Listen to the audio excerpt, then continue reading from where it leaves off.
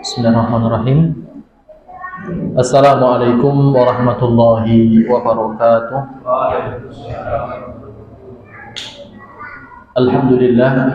Alhamdulillahilladzi bi ni'matihi tatimmus shalihat wa bi fadlihi tatanazzalu al-khairat wal barakat wa bi taufiqihi tatahaqqaqu al-maqasid wal ghayat.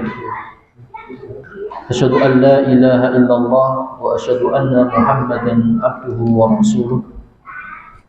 Qala Allah ta'ala fi kitabihil karim, ya ayyuhalladzina amanu taqullaha haqqa tuqatih wa la tamutunna illa wa antum muslimun. Wa qala aydan, man 'amila salihan min dzakarin aw untha fahuwa mu'minun falanuhyiyannahu hayatan thayyibah wa lanajziyannahum ajrahum bi ahsani ma kanu ya'malun. Allahumma 'allimna bima yanfa'una wanfa'na bima 'allamtana warzuqna ilma ya rabbal alamin. Yang kami hormati segenap jajaran ketakmiran Masjid Al-Huda, dan yang kami banggakan dan kami muliakan segenap jamaah muslimin dan muslimat rahimakumullah wa hadakumullahu ajmain. Kembali mari kita bersama-sama memanjatkan rasa syukur kita kepada Allah Subhanahu wa taala bi qaulina alhamdulillahi rabbil alamin atas begitu banyak kenikmatan yang telah Allah Subhanahu wa taala berikan kepada kita, dari nikmat yang begitu agung berupa nikmat keislaman dan nikmat keimanan. Begitu pula kenikmatan yang banyak di antara hamba-hamba Allah tertipu dengan nikmat tersebut, yaitu nikmat kesehatan dan nikmat kesempatan. Sehingga alhamdulillah dengan izin Allah Subhanahu wa taala pada malam hari ini, alhamdulillah kita mampu mensyukuri nikmat-nikmat yang diberikan oleh Allah Subhanahu wa taala dengan duduknya di majelis ilmu ini. Mudah-mudahan Allah Subhanahu wa taala mencatat thalabul ilmi ini menjadi catatan amalan jihad kita di jalan Allah Subhanahu wa taala, dan mudah-mudahan ilmu yang nanti kita akan pelajari bersama mudah-mudahan menjadi ilmu yang barokah dan ilmu yang bermanfaat untuk kita semuanya. Allahumma amin ya rabbal alamin. Sehingga mari kita awali terlebih dahulu kajian kita pada malam hari ini dengan bersama-sama berdoa kepada Allah Subhanahu wa taala. Mudah-mudahan Allah Subhanahu wa taala bukakan hati kita untuk bersama-sama mendapatkan hidayah dan siraman dari Allah Subhanahu wa taala. Saya awali, monggo diikuti bersama-sama. Bismillahirrahmanirrahim. Allahumma inni as'aluka ilman nafi'an wa rizqan thayyiban wa amalan mutaqabbalan. Ya Allah, ya Tuhanku, sesungguhnya aku memohon kepadamu ilmu yang bermanfaat dan rezeki yang baik dan amalan yang diterima. Kemudian yang berikutnya zikir sayyidul istighfar kita baca bersama-sama. Wahid, itsnain, tsalah. Bismillahirrahmanirrahim. Allahumma anta rabbi la ilaha illa anta khalaqtani wa ana 'abduka wa ana 'ala 'ahdika wa wa'dika mastata'tu a'udzu bika min syarri ma sana'tu abu'u laka bi ni'matika 'alayya wa abu'u bi dhanbi faghfirli fa innahu la yaghfiru dzunuba illa anta. Baik Bapak Ibu jamaah rahimakumullah, insyaallah pada kesempatan yang berbahagia ini kita akan melanjutkan tema kita tentang masalah adab terhadap orang-orang kafir. Akan tetapi sebelum kita masuk dan melanjutkan pembahasan kita bahwa di dalam beragama ini apa sih yang kita butuhkan, Setidaknya 3 hal ya. Yang pertama adalah kebenaran di dalam menjalankan syariat di hadapan Allah Subhanahu wa ta'ala. Maka kebenaran tersebut tidak akan kita dapatkan kecuali kita awali terlebih dahulu di dalam thalabul ilmi. Karena yang menimbang benar dan tidaknya suatu amalan yang kita kerjakan di hadapan Allah kecuali dengan apa? Ilmu. Maka setelah kita merasa benar di dalam menjalankan ibadah di hadapan Allah Subhanahu wa ta'ala, maka ada yang kedua, yaitu baik gitu nih. Yang pertama apa? Benar. Kemudian yang kedua adalah baik. Karena terkadang tidak semua yang benar itu baik. Begitu juga tidak semua yang baik itu apa? Nah, ya, contoh saja ketika kita ditanya, ya dari mana mas? Dari belakang. Mau kemana? Mau ke depan. Ya jawabannya benar atau betul? Benar. Tapi baik kalau betul? Kurang. Ya, ditanya rumahnya mana? Ya rumahnya orang Tegawa, gitu kan? Jawabannya benar atau betul? Tapi kenapa tidak? Maka setelah kita mendapatkan sebuah kebenaran, maka tahapan yang berikutnya adalah bagaimana kita bisa berlaku baik. Tapi ketika kita sudah baik, Bapak Ibu jamaah rahimakumullah, maka ada tahapan yang ketiga. Bagaimana kita bisa beragama dengan apa? Keindahan. Gitu nggih? Ya. Contoh saja seperti ini. Ketika seseorang gitu nggih melaksanakan satu ibadah, ya, kemudian di dalam menjalankan ibadah yang dilandasi dengan kebenaran tadi, ya, itu kadang baik untuk dirinya, tapi kadang tidak baik untuk dirinya. Ya, misalnya kita sholat tarawih begitu nggih, 11 rakaat.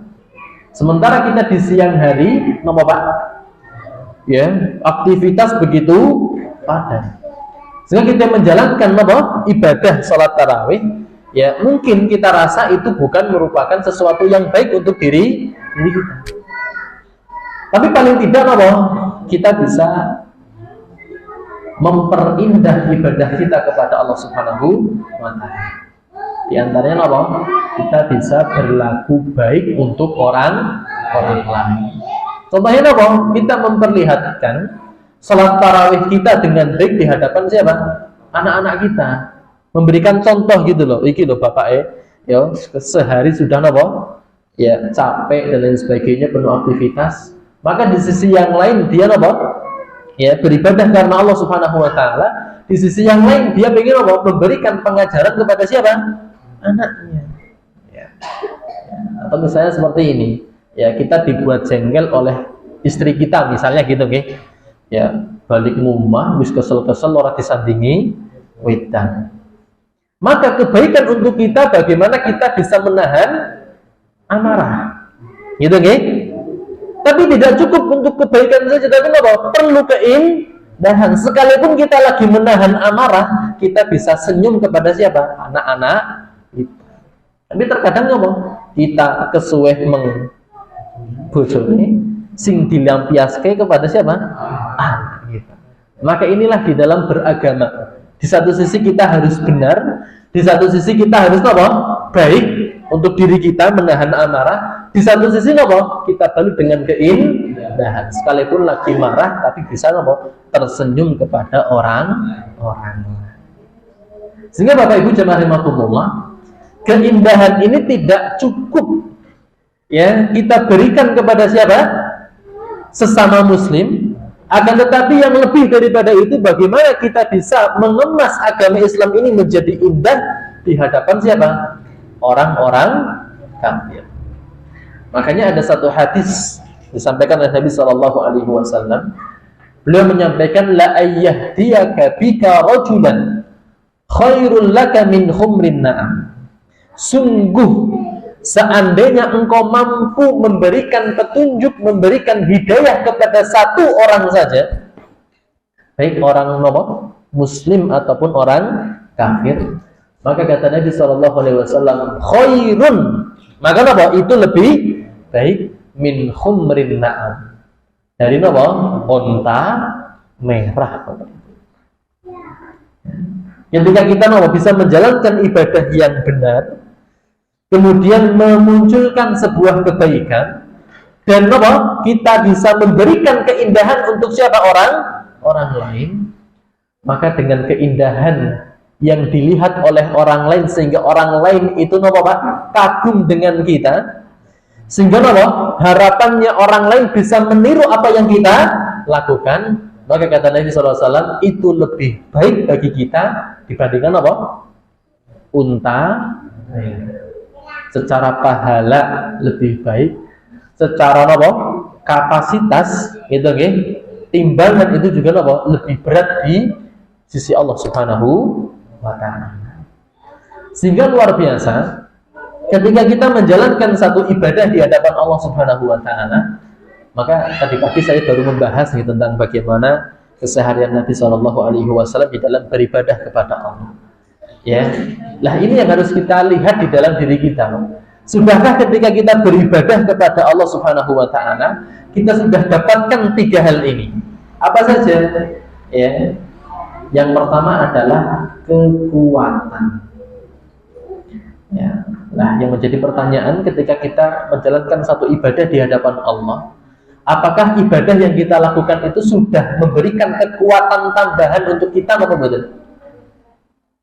Atau terkadang ketika kita menjalankan satu ibadah di hadapan Allah, kadang yang muncul di dalam diri kita, yang dilihat oleh orang lain justru kelemahan, atau jadi lesu, lemes. Nyuwun saya jenengan menjalankan sholat tahajud ketika di malam hari, di pagi hari, ketone lemes, nopo tambah kuat, Pak. Jadi lesu ya. Pengennya bar subuhan langsung turuman. Ternyata ya, konsep daripada ibadah kita belum sesuai dengan ibadahnya Nabi Shallallahu Alaihi Wasallam. Karena setiap ibadah yang dilakukan oleh Nabi justru menambah sebuah kekuatan. Yang kedua memunculkan ruh dakwah. Ya, ketika kita beribadah kepada Allah Subhanahu wa Ta'ala, ya, tidak hanya kita merajut kedekatan kepada Allah, tapi di sisi yang lain juga kita harus memikirkan orang-orang di sekitar kita. Sehingga ketika kita melaksanakan ibadah, muncul ruh dakwah kita. Ya, ya. Bagaimana ruh dakwah itu? Pengen menanamkan kebaikan kepada siapa? Orang lain. Dengan cara tadi memunculkan keindahan. Nah sekarang kita sudah belajar sehingga kita bisa tahu mana yang benar dan tidak benar. Tapi ketika kita pengen dakwah, Pak, justru orang lain menjauh mendekat. Karena kita belum mencoba sampai tingkatan keindahan. Nah, ini semuanya terangkum di dalam adab dan akhlak. Ya. Baru yang ketiga, setelah mendapatkan ruh dakwah, maka yang ketiga adalah mendapatkan semangat. Untuk apa? Untuk meraih pahala dengan ibadah yang berikutnya. Lah ini yang paling tidak yang harus kita pelajari bersama Bapak Ibu jamaah rahimakumullah. Setiap kita beribadah kepada Allah Subhanahu wa Ta'ala, ya kita mencoba untuk bisa melahirkan sebuah kekuatan. Gitu, yang kedua ruh dakwah.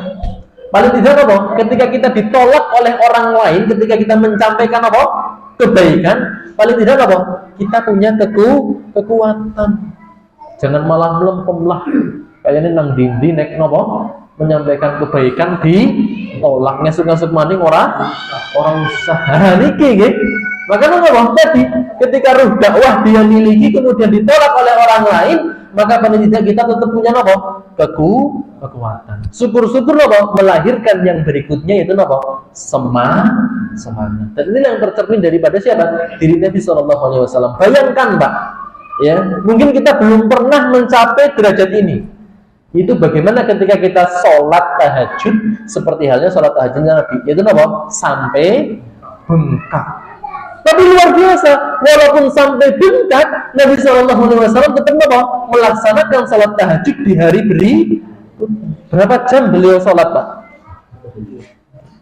Ya, kalau kita baca daripada keseharian Nabi gitu nih, ya, paling tidak Nabi itu dalam satu hari satu malam, ya beliau melaksanakan sholat tahajud kira-kira 4 jam, Pak. Berapa? 4 jam.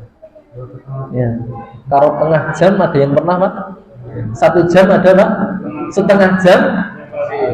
Paling pol-pole patang rakaat wis alhamdulillah. Tapi ini loh Nabi SAW ya. Kita mencoba untuk mempelajari dari bagaimana keseharian Nabi SAW ketika beribadah kepada Allah Subhanahu Wa Taala, melahirkan apa? Yang pertama kekuatan, yang kedua apa? Melahirkan dakwah. Itu apa? Ingin menebarkan kebaikan kepada orang lain, dan yang ketiga melahirkan semangat. Baik Bapak Ibu jemaah rahimakumullah. Ya, kita masuk ke dalam pembahasan kita, yaitu al-adabul ladzi yanbaghi lil muslim ayyu'addiyaha iza al-kafir. Adab yang sepatutnya seorang muslim harus tunaikan di hadapan seorang kafir. Yang pertama kemarin, ya, di antara adab-adab seorang muslim kepada orang-orang kafir adalah adamu iqrarihi 'alal kufri. Dia tidak mengakui kekafiran seorang yang kafir, tentang masalah keyakinan, tentang masalah akidah kita.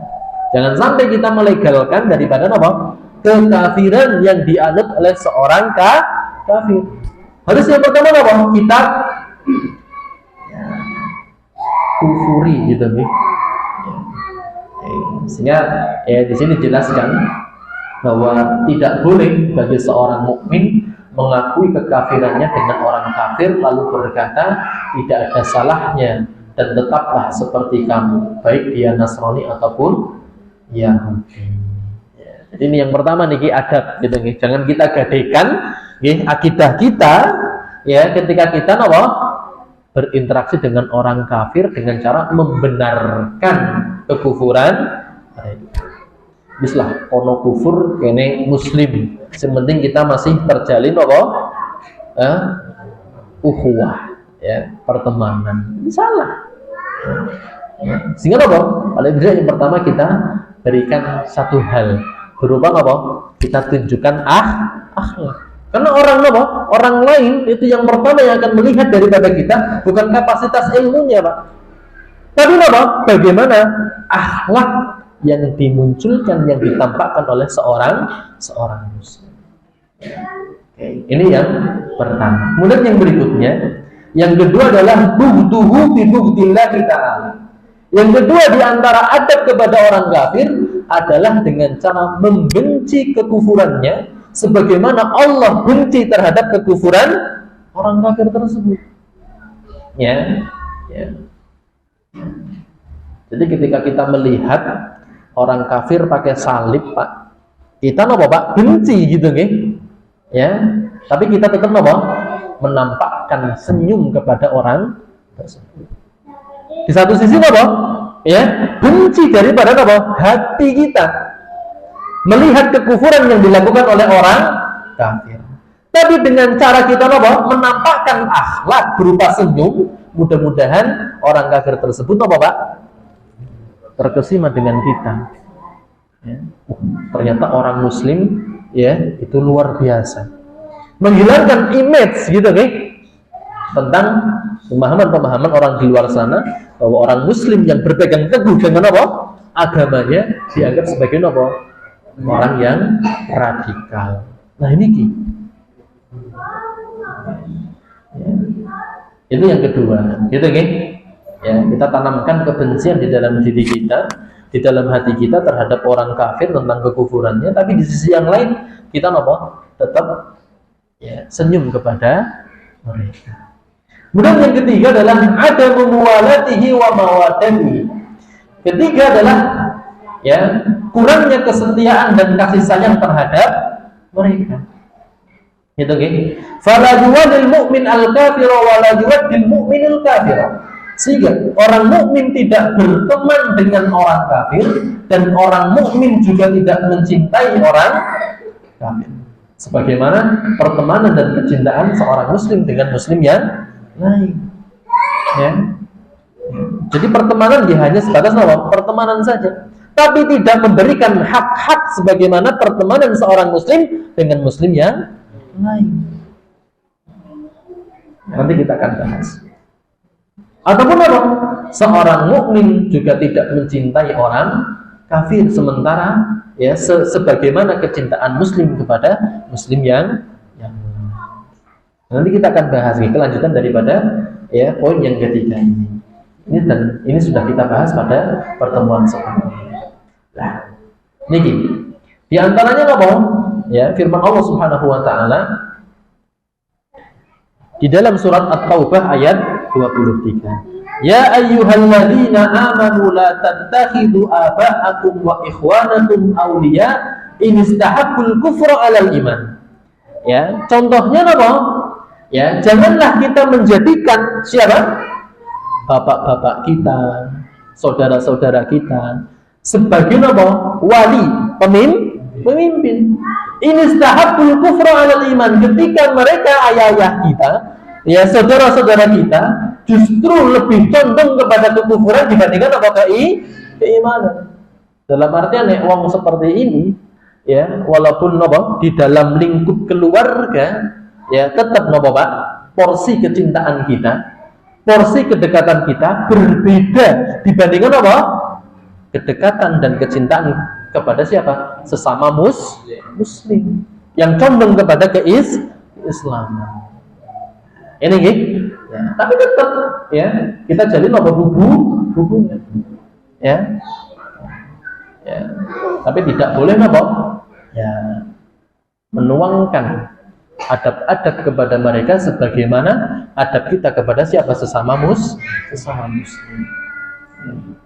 Diakui sebagai kakak, sebagai bapak, kita akui tetap. Ya. Tapi kecintaan kita, kasih sayang kepada mereka itu dibandingkan muslim yang lain, maka kita lebih besar kecintaan dan pertemanan kepada muslim yang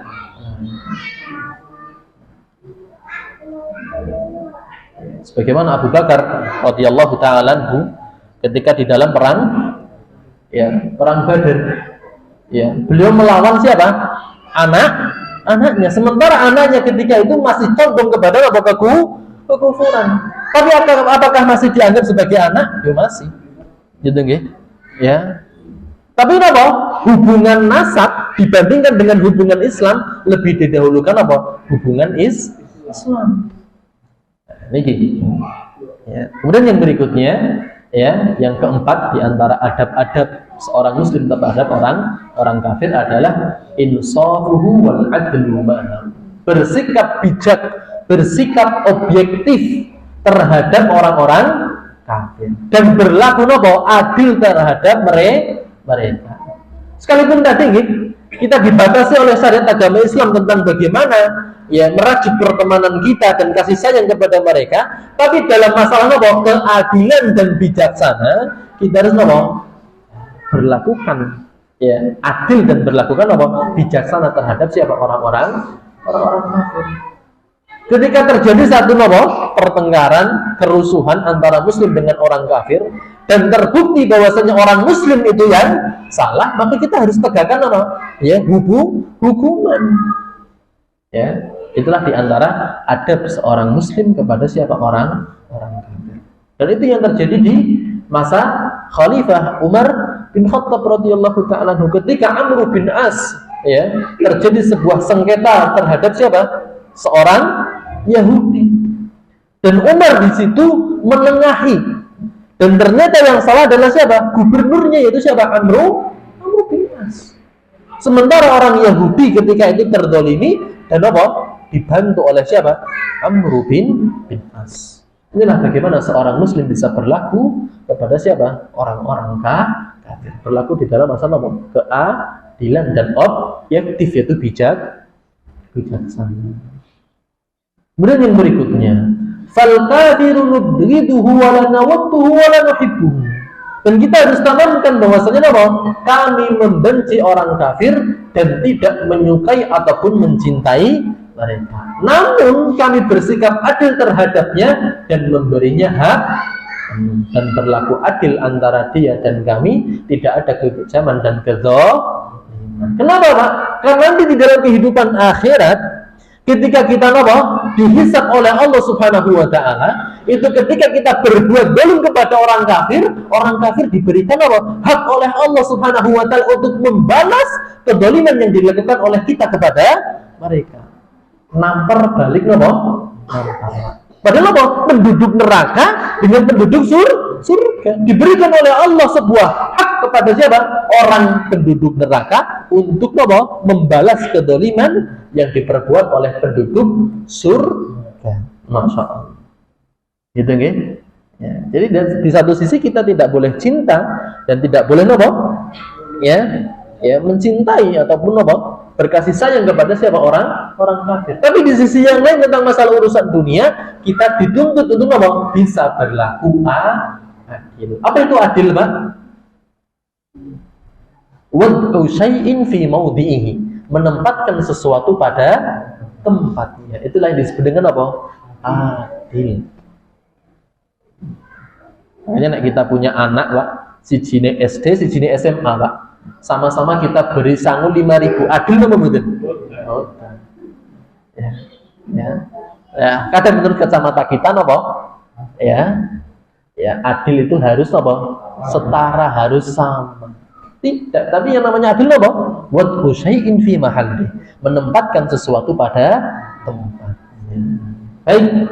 Kemudian yang berikutnya yang penjelasannya adalah insafuhu wal adlu ma huwa ista'ul khairu lahu illam yakun muhariban. Maka kita diperbolehkan untuk bisa berlaku bijaksana, bisa berlaku adil, bisa memberikan kebaikan kepada siapa? Contohnya kepada orang-orang kafir yang bukan muharib. Yang kita antara mereka tidak ada peperangan. Nek ada peperangan kita tidak boleh, Pak, berlaku adil, tidak bisa berlaku bijaksana, apalagi berbuat kebaikan. Kecuali peraturan-peraturan di dalam peperangan. Contohnya ketika mereka musuh mengirimkan utusan kepada kita, maka kita tidak boleh mengkhianatinya dengan cara melukai ataupun sampai membunuhnya. Baik. Kemudian yang berikutnya, kita singkat karena sudah kita bahas pada kesempatan minggu lalu. Yang kelima adalah yarhamuhu birrahmatil amah. Di antara adab seorang muslim kepada siapa? Non-muslim ataupun orang kafir adalah bagaimana seorang muslim bisa memberikan kasih sayang dengan kasih sayang yang umum. Contohnya kasih sayang umum itu? Ka'it'amihi idza jaa, seperti memberinya makan ketika dia lapar, Pak. Kita dapati misalnya, kalau di sini mungkin jarang gitu, tapi di daerah Pekanbaru gitu, Pak, daerah Medan, itu banyak orang-orang nyuwun sewu, Chinese yang ngemis, yang ngamen, kan nggak ada di daerah mana? Daerah Jawa ini nggak ada kita temukan orang Chinese ngemis dan sebagainya. Tapi siapa? Di Pekanbaru, di Medan itu banyak. Dan tidak jarang di antara mereka yang merasa lapar. Maka kita boleh memberikan makanan kepada mereka. Ini yang disebut dengan rahmatun amah, kasih sayang yang umum. Kita bahasakan sebagai memanusiakan manusia. Kita saja ketika kita punya peliharaan berupa hewan saja, ketika Pak, kita kurung nggak kasih makan, itu akan menuntut kita dan bisa jadi itu sebab daripada kita masuk ke dalam neraka. Apalagi siapa? Seorang manusia. Itu yang pertama. Yang kemudian yang kedua adalah wasakyuhu idza atasa, yaitu memberinya air ketika dia kehausan. Dan yang berikutnya memberinya pakaian ketika dia telanjang. Dan inilah yang disebut dengan rahmat umum yang diberikan oleh orang yang beriman kepada setiap manusia, makhluk dan setiap binatang. Itu disebut dengan apa? Rahmatun am, kasih sayang yang umum. Ya. Tapi kalau lebih daripada itu, ya, kita berikan kecintaan melebihi daripada kecintaan kepada kita sesama muslim gitu nggih, maka itulah yang terlarang. Ya, contohnya kita sebagai seorang donatur, Pak. Di satu sisi kita membantu masjid, di sisi yang lain kita membantu gereja, maka itu yang terlarang. Gitu kan? Walaupun itu baik. Ya. Tapi rahmatnya adalah umum, berkaitan tentang masalah kebutuhan seseorang secara pribadi, maka kita berikan. Gitu nggih? Misalnya orang-orang pang gitu nggih, pakai salib gitu nggih, Pak. Ya, ketika mereka kehujanan, ya, kemudian kita punya rumah di samping ya, di samping jalan raya, ketika mereka berteduh di rumah kita, yuk kita berikan, Pak. Enggak kita usir. Kowe kafir ya, ngono. Nah, enggak. Tapi kita berikan ya kesempatan, ya tempat untuk mereka berteduh. Maka ini diperbolehkan dan ini di antara adab. Dan yang berikutnya, ya, berdasarkan sabda Nabi Shallallahu Alaihi Wasallam, irhamu man fil ardi yarhamukum man fis sama. Ini dalil secara umum, ya. Nabi Shallallahu Alaihi Wasallam menyampaikan, sayangilah siapa yang ada di bumi, niscaya engkau disayangi oleh Zat yang ada di langit. Ya. Seperti halnya ketika kita beli di salah satu market gitu nggih. Ya, anak jujul 200 perak. Gitu nggih. Ya, kalau kita tahu nih uangnya digunakan untuk apa? Membangun gereja, maka haram hukumnya kita memberikan uang kembalikan walaupun hanya 200. Tapi misalnya ya, tidak disebutkan untuk pembangunan gereja ataupun untuk membiayai kader-kader mereka gitu nggih. Ya, dalam artian secara umum gitu nggih. Ini untuk donasi, untuk bagi-bagi sembako. Maka kita boleh. Gitu nggih. Karena ini merupakan rahmat secara umum. Karena kadang yang menerima juga siapa? Orang-orang muslim. Tapi yang kalau sudah genah, ini donasi untuk keperluan gereja, untuk pengkaderan, untuk nyeneki jamaah. Jarang nyeneki jamaah di gereja Misalnya seperti itu maka hukumnya haram. Hukumnya haram kita memberikan. Maka sudah, ya, kita tarik, ya. Kalau ndak duwe ya permen rapopo gitu Baik. Ya, jadi itu tentang masalah rahmat secara umum. Kemudian yang keenam adalah adamu adiyatihi fi malihi aw damihi aw irdihi. Ya, tidak diperbolehkan adiyah. Apa itu adiyah? Memberikan rasa sakit, ya, menyakiti, melukai mereka baik di dalam masalah hartanya, jiwanya atau kehormatannya, kecuali ya agar orang lain merasa terjauhi dari orang tersebut. Ya, misalnya orang kafir ya biasa nipu, Pak. Ya, sekarang kan banyak orang-orang mu'allaf, orang kafir dia ngaku-ngaku sebagai mu'allaf bawa Pak? Bawa map. Banyak ini. Ya. Maka kalau betul-betul dia adalah seorang mu'allaf, maka harus kita bantu. Ya, harus kita bantu. Tapi di satu sisi dia masih pakai salib, gitu Pak. Ya, tampilannya juga bukan seorang muslim. Maka sudah, ya, kita tahan harta kita untuk kita bantu. Kecuali memang betul-betul membutuhkan. Dan haram untuk kita untuk mengambil hartanya. Nah, ini dulu terjadi di masyarakat kita.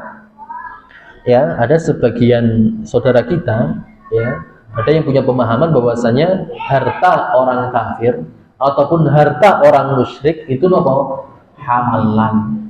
ya, di tahun 80-an ya ke belakang gitu nggih. Ya, itu muncul satu gerakan ya, tanpa saya sebutkan nggih. Ya, itu punya anggapan gitu nggih, bahwasanya apa? Harta orang-orang di luar muslim itu apa? Halal untuk diambil. Jadi mencuri, ngerampok itu apa? Dilegalkan, Pak. Ya. Tapi kita sebagai seorang muslim yang sejati harus punya ya satu ya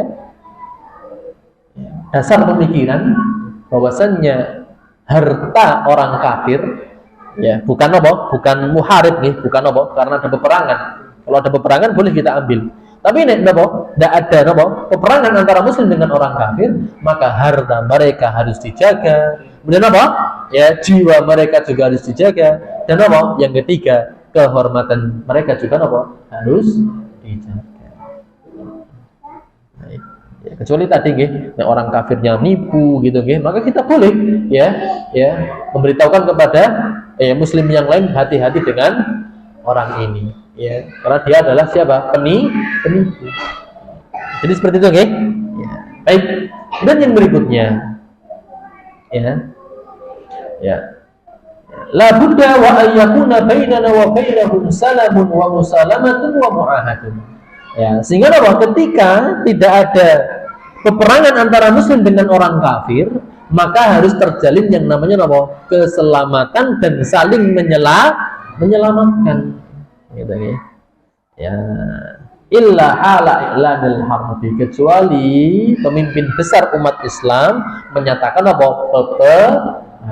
Baru boleh ketika itu kita ambil hartanya, kita bunuh orangnya, dan kita apa? Hilangkan kehormatan, kita tangkap, kita arak-arak dan sebagainya. Itu nih, ya itu diantara adab yang keenam. Kemudian yang berikutnya, ya, bahwasanya Rasulullah SAW telah bersabda, yaqulu qala Allahu azza wa jalla, ini dalam hadis qudsi, ya ibadi inni haramtu dzulma ala nafsi wa ja'altuhu bainakum muharaman fala tadzalimu. Wahai hamba-hambaku, sesungguhnya aku telah mengharamkan kezaliman terhadap diriku dan aku menetapkannya di antara kalian sebagai sesuatu yang diharamkan. Maka janganlah kalian saling mendolimi. Jadi tadi ya, walaupun tadi ya orang kafir gitu nggih, ya bukan orang muslim, tetap kita jaga hartanya. Misalnya terjadi kecelakaan gitu nggih, ternyata penumpangnya semuanya saliban kabeh gitu nggih, nggak boleh kita ambil apa?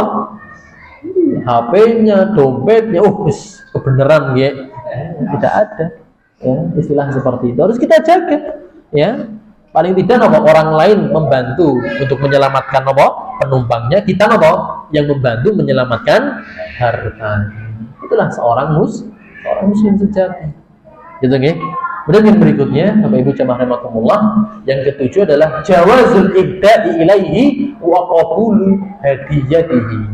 Yang ketujuh adalah bolehnya kita memberikan hadiah kepada siapa? Orang kafir, dan boleh juga kita menerima apa?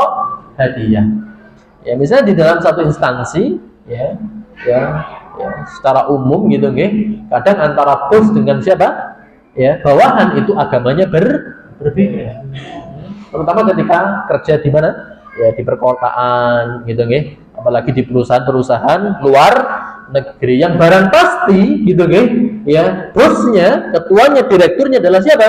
Orang-orang kafir. Maka boleh ketika ya pegawainya mendapatkan reward gitu nggih, penghargaan dari mana? Dari perusahaan, maka boleh bagi seorang muslim yang ketika itu sebagai pegawai dia menerima apa? Hadiah dari atasannya.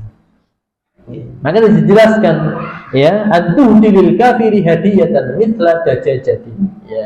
Ya, misalnya apa? Ya, berupa dajajah, ya hewan gitu nggih. Ya, atau makanan ataupun apa? Barang-barang mewah, mobil, bahkan apa? Ya, pesawat jet pribadi misalnya nih, ya kalau misalnya apa itu tarafnya internasional, maka boleh saja, ya Ataupun apa? Seorang muslim memberikan hadiah kepada siapa? Ya, orang kafir. Dia bos punya karyawan kok terlalu apa? Orang kafir, tapi apa? Dalam masalah pekerjaan tanggung jawabnya luar biasa, ya kompeten dan sebagainya, maka apa? Boleh kita memberikan apresiasi kepada mereka. Ya, jadi seperti itu nggih. Ya. Landasannya apa? Ya, disebutkan di dalam satu ayat di dalam surat Al-Maidah ayat yang kelima, wa ta'amul ladzina utul kitaba hillul lakum. Dan apa? Makanan orang-orang yang telah datang kepada mereka Alkitab, yaitu orang-orang Yahudi dan orang-orang Nasrani, hillul lakum. Ya, dalam artian masalah apa? Makanan saja, ya. Makanan itu sesuatu yang sakral gitu, ya. Itu saja diperbolehkan, apalagi apa? Sesuatu yang lain. Contohnya apa? Barang-barang tadi, ya, berupa apa? Motor, mobil, ya, televisi dan lain sebagainya, maka itu lebih diperbolehkan. Kemudian yang berikutnya, ya, ya, wa ta'amu ma yut'imu min sa'iril at'imah. Ya, maka di sini dijelaskan, ya, makanan itu apapun bentuknya, ma'adal khinziri wal khamri, kecuali apa? Makanan yang diharamkan ataupun minuman yang diharamkan. Fa idza qadima laka lahmal khinzir, ketika ada orang kafir datang kepadamu membawa apa? Daging babi. Maka kita apa yang kita ucapkan? Afwan, mohon maaf, ana la akulu hada. Saya tidak memakan. Ya, jadi tidak buru-buru apa? Menolaknya, gitu kan? Tapi apa? Tolaklah dengan apa? Sesuatu yang indah, sesuatu yang baik. Nah, tadi itu loh, ya. Jadi dalam beragama kita apa? Butuh kebenaran, butuh kebaikan, dan apa? Butuh keindahan. Kalau kita kan merasa apa? Terhina, gitu. Kita tahu sebagai seorang muslim kok disuguhi apa? Itu kan sesuatu penghinaan kan begitu, gitu. Tapi karena kita apa? Mencoba untuk menerapkan benar, baik dan apa? Indah, kita apa? Ya, bicara dengan baik-baik. Afan, mohon maaf niki, aku wong muslim tidak memakan ini. Nyuwun sewu saya toh. Mudah-mudahan diganti dengan apa? Hadiah yang lain. Jadi seperti itu. Kemudian yang berikutnya, yang kedelapan adalah adamu inkahihi al-mu'minah wa jawazu nikahul kitabiyyati minal kufar. Diharamkan untuk menikahkan orang-orang wanita mukminah dengan siapa? Laki-laki kafir. Ini sudah tidak ada perbedaan di antara para ulama. Gitu, okay? Bahwa seorang wanita yang mukminah tidak boleh dinikahkan dengan siapa? Orang kafir. Sekalipun orang kafirnya baiknya luar biasa, tetap ya sesuai dengan syariat tidak diperbolehkan selamanya, kecuali orang kafir tadi, laki-laki kafir tadi masuk Nah, kejadian banyak gitu, ya terutama public figur kita lah gitu, ya bagaimana mereka menggadaikan keimanan mereka setelah menikah dengan laki-laki kafir. Sudah ya, sekalipun mereka dulu ya backgroundnya adalah artis, ya orang-orang kaya dan sebagainya, tetap ya keimanan mereka digadaikan, ya akhirnya ya masuk ya non muslim, menjadi orang kafir, kecuali sudah punya kesepakatan dulu di awal bahwa laki-laki tersebut bisa dijamin untuk masuk ke dalam Islam. Ya, seperti siapa? Ya, dengan kenal dengan Dennis Lim, Dennis Lim, ya Ustadz muda itu yang dulu bandar judi, akhirnya masuk Islam. Itu kan ibunya itu muslim, gitu ya, muslimah, ya. Sementara suaminya adalah siapa? Orang kafir, tapi sebelum nikah dia sudah masuk Islam. Maka yang seperti ini diperbolehkan. Nah, ketika seorang wanita dia ketika menikah dengan suaminya dalam kondisi kafir, suaminya juga kafir. Lah di pertengahan jalan gitu, ya, seorang wanita itu berpindah hijrah menjadi seorang muslimah, maka hukumnya harus cerai. Harus cerai. Kecuali suaminya mau pindah juga sebagai seorang muslim. Tapi nggak mau, maka harus diputus di tengah jalan. Harus ya digugat cerai. Ya. Sementara nikahnya seorang muslim dengan kafirah, seorang wanita yang apa? Kafir, maka diperbolehkan. Ketika gitu ya, seorang wanita tersebut itu beragama ahlul kitab, Yahudi ataupun Nasrani. Nah, sekarang pertanyaannya, Ustadz, Nasrani Yahudi zaman dulu berbeda sama sekarang, gitu ya, ini jawabannya. Ya, sebelum kita masuk ke dalam masalah apa pria menikah wanita kafir, gitu ya. Ya, Imam Al-Qurtubi pernah mengatakan, para ulama kaum muslimin telah sepakat tidak bolehnya pria musyrik non-muslim menikahi atau menyetubuhi wanita muslimah apapun alasannya, karena hal ini sama saja merendahkan martabat Islam. Imam Asy-Syaukani juga pernah berkata, ayat ini yaitu surat Al-Mumtahanah tadi merupakan dalil bahwa wanita muslimah tidaklah halal bagi orang kafir. Keislaman wanita tersebut mengharuskan ia untuk berpisah dari suaminya dan tidak hanya berpindah tempat hijrah saja, tapi harus berpisah, harus cerai. Dan Imam Syekh Abdurrahman bin Nasr al-Asy'adi pernah mengatakan, sebagaimana wanita muslimah tidak halal bagi laki-laki kafir, begitu pula wanita kafir tidak halal bagi laki-laki muslim untuk menahannya dalam kekafirannya, kecuali diizinkan wanita ahli kitab dinikahkan dengan pria muslim. Jadi di luar daripada ahli kitab, ya, seorang muslim tidak boleh menikah dengan wanita kafir. Ya. Bahasanya dalam Al-Quran apa? Walau a'jabatkum. Ya, sekalipun apa? Menawan, menakjubkan bagi seorang muslim tetap. Ya, bahkan solusinya dari apa? Ya, syariat agama Islam, wala amatun, sekalipun wanita yang mau kamu nikahi adalah seorang budak. Ya, budak ireng sekalipun, itu derajatnya lebih baik di hadapan Allah dibandingkan siapa? Wanita kafir. Walau ajabatkum, sekalipun apa? Menawan untuk kita pandang. Tetap hukumnya seperti itu. Kemudian pria menikahi wanita kafir, dan janganlah kamu menikahi wanita-wanita musyrik sebelum mereka beriman. Sesungguhnya wanita budak yang mukmin lebih baik dari wanita musyrik walaupun dia menarik.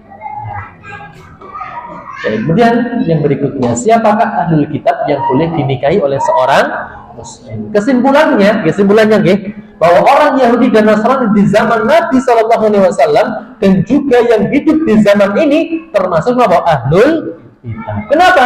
Walaupun mereka sudah tidak lagi berpegang dengan kitab mereka yang asli, dan kitab mereka telah mengalami perubahan di sana sini. Jadi ya, di zaman Nabi sama zaman sekarang itu sama. Kenapa? Di zaman Nabi sekalipun itu kitab-kitab mereka juga sudah dimanipulasi, sudah dirubah. Sehingga hukumnya sama. Ya, orang Yahudi dengan orang Nasrani di zaman Nabi dengan saat ini, maka hukumnya sama.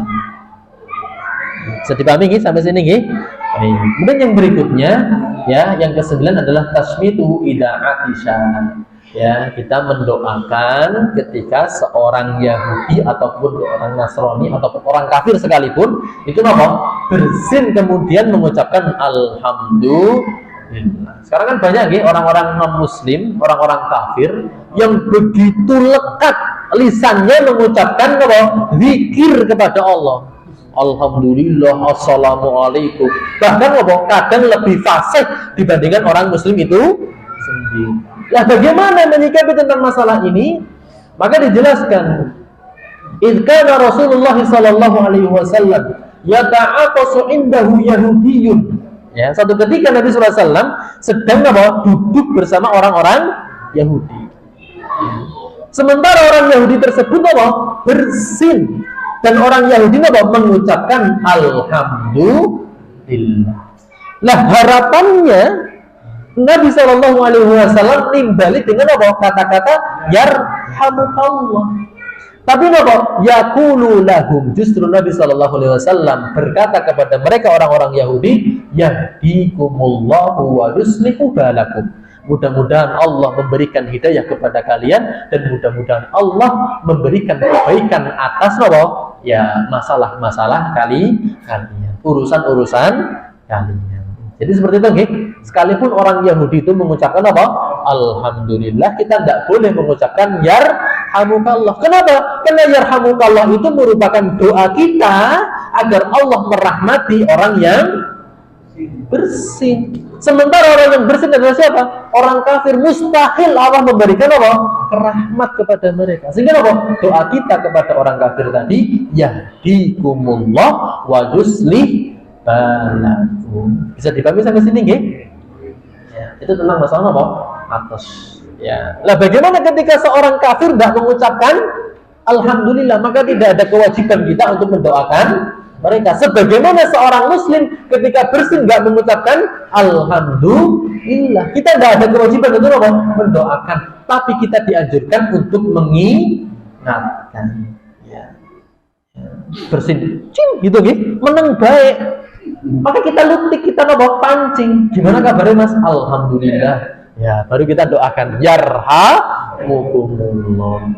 Ya, jadi dipancing dan nopo mengucapkan alhamdulillah.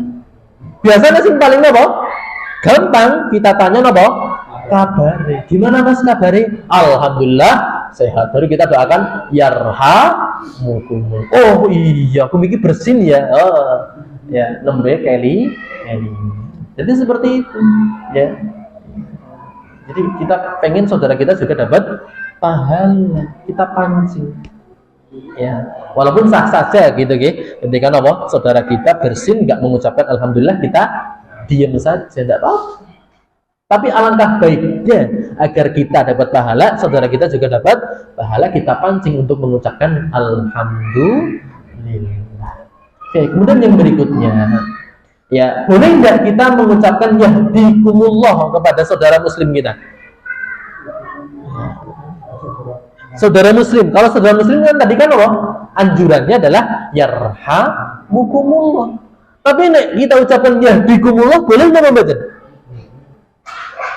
Maka di sini ya dijelaskan oleh para ulama. Idza kunna ma'a mu'minina fusqatan.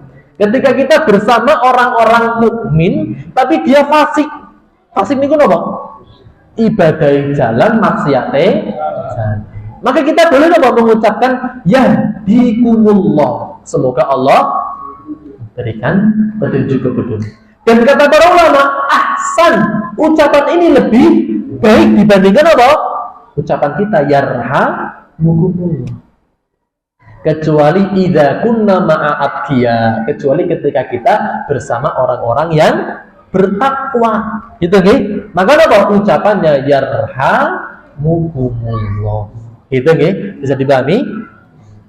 Ya, jadi nek ya kayaknya ya ibadah salat jamaah yo jalan tapi kadang maksiate yo jalan. Kita doakan apa? Yahdikumullah.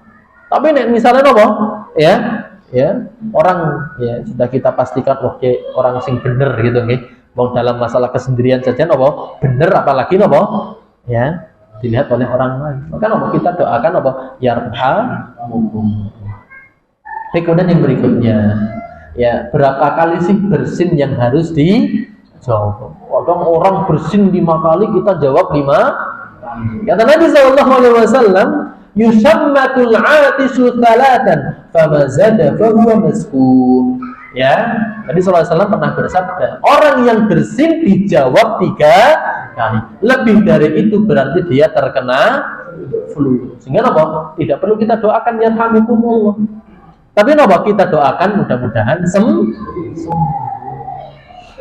Tetap niki doanya tetap, tapi apa? Kita rubah. Yang tadinya yarhamukumullah kita rubah apa? Yasfikumullah. Mudah-mudahan Allah menyembuhkan. Lah, yang berikutnya ya, yang ke-10 adalah la yabduhu bisalam. Kita tidak boleh mengawali dengan apa? Salam. Gitu nggih? Kalau kita ketemu bagaimana? Ya sudah, tanya kabar saja. Bagaimana kabarmu? Tidak perlu kita awali dengan salam. Kecuali nek yang kafir yang mengawali salam. Kita jawabnya bagaimana? Waalaikum. Begitu nggih? Waalaikum saja. Ya. Atau nek dia lengkap assalamualaikum warahmatullah, kita jawab waalaikumsalam. Udah gitu dok. Ya, bisa dipahami sampai sini? Nah, ya, tapi nih assalamualaikum toh sudah waalaikum. Dan yang berikutnya, ya, yang terakhir nih geng, mukhalafatuhu wa adamu tasyabbuh bihi. Tidak boleh kita menyerupai orang kafir dan harus menyelisihi siapa? Orang kafir. Itu masalah tasyabbuh, ya. Tentang masalah tasyabbuh. Karena ancaman dari Nabi SAW, man tasyabbaha biqaumin fahuwa minhum. Barang siapa yang menyerupai suatu kaum, maka kata Nabi SAW, dia bagian dari kaum tersebut. Nah, ini kan banyak ya interaksi kita di masyarakat, bagaimana ya anak-anak kita, saudara-saudara kita, bahkan keluarga kita, itu seringkali ya memilih stylenya siapa? Orang-orang kafir. Ya, barat mengelapangan gitu nggih. Jalan-jalan gitu nggih. Ya, nganggo kok bae, Mas. Apa? Ya, izin nganggo kok garap jalan-jalan nganggo kok. Wis lagi style kaya kiye gitu nggih. Maka ya bagaimana yang dimaksud dengan nomor tasyabbuh menyerupai siapa? Orang-orang kafir. Ini nanti perlu kita bahas nih. Ya. Oke. Mungkin kita bahas di kesempatan yang akan datang tentang masalah apa? Tasyabbuh. Karena banyak ya, ataupun panjang pembahasannya, macam-macam tasyabbuh. Ya, bagaimana bolehnya kita tasyabbuh dengan orang-orang kafir? Syaratnya apa saja? Nanti kita akan bahas. Efek tasyabbuh itu apa? Gitu nih. Insya Allah nanti kita akan bahas di kesempatan yang akan datang. Baik, demikian jadi Bapak Ibu jamaah rahimakumullah yang bisa kita bahas pada kesempatan malam hari ini. Insya Allah nanti kita akan sambung lagi di kesempatan yang akan datang. Mudah-mudahan kita bisa mengemas dengan tema yang baru. Begitu, ya. Sebelum kita tutup mungkin ada pertanyaan, monggo. Ya, sebagai PR bisa, ya. Baik. Waalaikumsalam warahmatullahi wabarakatuh. Tentang doa setelah bersih itu hamdalah itu sunahnya keras atau cukup didengar sendiri? Oke, baik. Ya, bagaimana? Ya, ketika apa? Seorang yang bersin mengucapkan alhamdulillah, maka ucapan alhamdulillah ini harus didengar oleh siapa?